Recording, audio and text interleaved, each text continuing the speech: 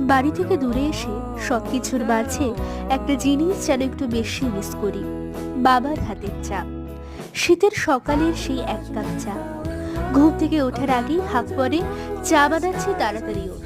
আর কেন জানি না সেই চায়ের প্রতি এতই টান, কুয়াশা ভরা সকালেও লেপের ভেতর থেকে লাফ দিয়ে উঠে পড়ি। আদা কুচি, অল্প লবঙ্গ, একটা গোলমরিচ দিয়ে জল ফুটিয়ে শেষে পরিমাণ মতো চায়ের পাতা। উপকরণ আর রেসিপি একই রেখে আমি বহুবার বানিয়েছি, কিন্তু সেই স্বাদ আর গন্ধ অনুভূত হয়নি। কি যেন কি একটা নেই।